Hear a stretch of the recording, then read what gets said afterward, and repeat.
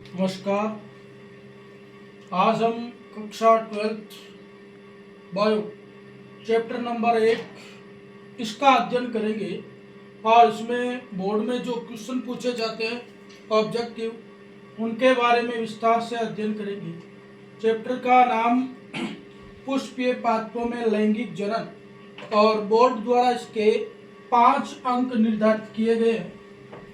तो इन 5 अंकों में जो आपके ऑब्जेक्टिव क्वेश्चन आते हैं 1/2 नंबर के, उनके बारे में विस्तार से अध्ययन करेंगे। प्रत्येक क्वेश्चन के जितने भी ऑप्शन दिए हुए हैं उन ऑप्शनों में भी हम चर्चा करेंगे कि क्या इस ऑप्शन से कोई दूसरा क्वेश्चन बन सकता है। आपको ये क्वेश्चन मेंशन करने हैं अपनी नोटबुक में भी, क्योंकि ये इम्पोर्टेंट क्वेश्चन है। इस पार्ट से इनमें से एक क्वेश्चन आपको बोर्ड में भी मिलेगा और कंपटीशन के एग्जाम में भी जरूर मिलेगा। तो शुरू करते हैं आज की क्वेश्चन श्रृंखला को। पहला क्वेश्चन है, एक प्रारूपी आवर्तबीजी पादप के परागकण की भित्ति में परतें कितनी होती है। ये कह रहा है कि जो परागकण है उसकी जो भित्ति है उसमें कितनी परतें होती है। तो वैसे तो आपको पता है कि इसकी परतें होती है 2। इसका मतलब है ऑप्शन बी सही है। 2 परतें कौन सी होती है? तो इन परतों को अंत्यचोल और बाह्यचोल कहा जाता है। इंग्लिश में हम कहते हैं एक्साइन और इंटाइन। जो एक्साइन होती है उसके ऊपर एक स्पोरोपोलेनिन का आवरण पाया जाता है जो कि परागकण को विपरीत परिस्थितियों में जीवित रखने का कार्य करता है। तो ये पहला क्वेश्चन, इसका ऑप्शन हो गया हमारे बी और उत्तर हो गया 2। क्वेश्चन की इस श्रृंखला में क्वेश्चन नंबर 2 की ओर आते हैं। दूसरा क्वेश्चन कह रहा है, गैर एल्ब्यूमिनस बीजों का सही जोड़ा है। ये कह रहा है कि इन 4 ऑप्शनों में कौन सा जोड़ा सही है। यानी कि एल्ब्यूमिनस का मतलब होता है अभ्रूणपोषी, वह बीज जिनमें भ्रूणपोष नहीं पाया जाता है। तो इनमें देखो ऑप्शन क्या दे रहा है। ऑप्शन नंबर 1 में है मटर मूंगफली, दूसरा ऑप्शन दे रहा है मटर गेहूं, तीसरा है मक्का मटर और चौथा है मक्का गेहूं। तो आपका जो उत्तर है वो ए ऑप्शन वाला सही हो जाता है। इसमें दिया हुआ है मटर और मूंगफली। ये माना जाता है कि मूंगफली में कुछ वसा का पार्ट होता है जिसके कारण इसमें अंकुरण की क्षमता या इसको ऊर्जा बीज को प्राप्त हो जाती है। क्वेश्चनों की इस श्रृंखला में तीसरा क्वेश्चन है, आभासी फल का उदाहरण है। तो आपके आभासी फल का उदाहरण कौन सा है? फलों के बारे में हमने अध्ययन किया था कि फल अनेक प्रकार के होते हैं। इनमें से कौन सा इसका उत्तर होगा? तो इसका उत्तर होगा सी, स्ट्रॉबेरी।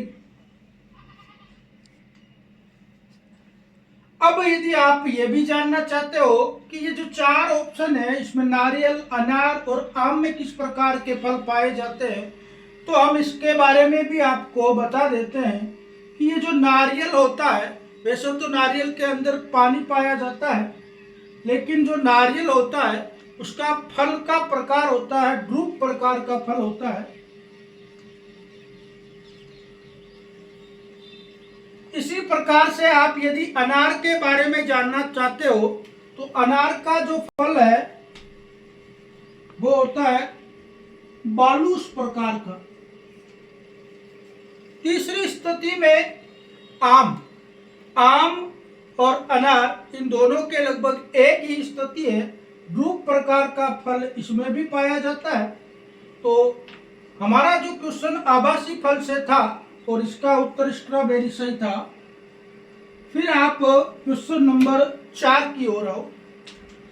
बहुत ज्यादा रोचक क्वेश्चन है, इंपॉर्टेंट क्वेश्चन है। लिखा है, किंग हेराल्ड के महल की पुरातात्विक खुदाई में खोजा गया बीज कौन सा है। पुरातात्विक यानी प्राचीन समय की जो वस्तुएं हैं उनके लिए जो खुदाई की गई है उसके लिए कौन सा बीज हमें प्राप्त हुआ है। 4 ऑप्शन है, चारों के ही बॉटनिकल नेम, इसमें साइंटिस्ट नेम दिए गए हैं। बॉम्बेक्स सिबा, एराबिडोप्सिस, ल्यूपिनस और फोयोनिक्स डेक्टिफोरा। 4 ऑप्शनों में यहाँ पर तो हमारा ऑप्शन नंबर 4 सही होगा, क्योंकि आपको पता है फोयोनिक्स किसका नाम है, तो ये नाम है खजूर का। इसका नाम है खजूर का। इसका जीवन काल बीज का 2000 वर्ष माना गया था। तो इसका अध्ययन आप आराम से कर भी सकते हो, अलग अलग क्वेश्चन है इसमें। अब यदि बात आती है कि हमें बताओ ये बॉम्बेक्स सिबा क्या है, इसका सामान्य नाम क्या है, तो इसका सामान्य नाम है सेमल।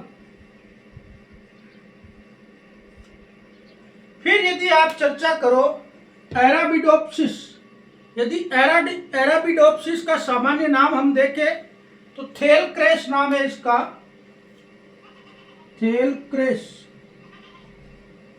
और ल्यूपिन्स, वैसे ल्यूपाइन्स होता है, तो ल्यूपाइन्स इसका सामान्य नाम बन जाता है। अब क्वेश्चन की श्रृंखला का क्वेश्चन नंबर 5, ये भी रोचक है, इंपॉर्टेंट है और एग्जाम में आ सकता है आपके। तो आप देखो, इसमें लिखा है निम्न में से कौन सा पादप जल परागित पादप नहीं है। जल परागित पादप नहीं है ये पूछा है। हाइड्रोफिली की स्थिति पूछी है इसने, तो देख लो जोस्टेरा, वेलिसरेरिया, हाइड्रिला, तीनों की तीनों स्थितियां जल के द्वारा परागित है। कैनाबिस ये वायु के द्वारा परागित है। कैनाबिस किसके द्वारा परागित है, वायु के द्वारा परागित है।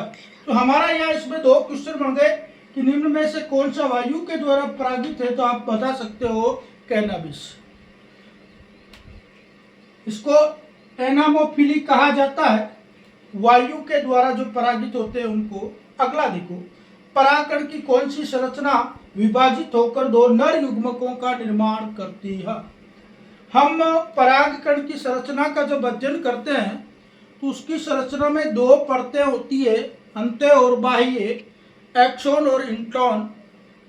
और उसके अंदर 2 प्रकार की कोशिकाएं होती है, कायिक कोशिका और जनन कोशिका।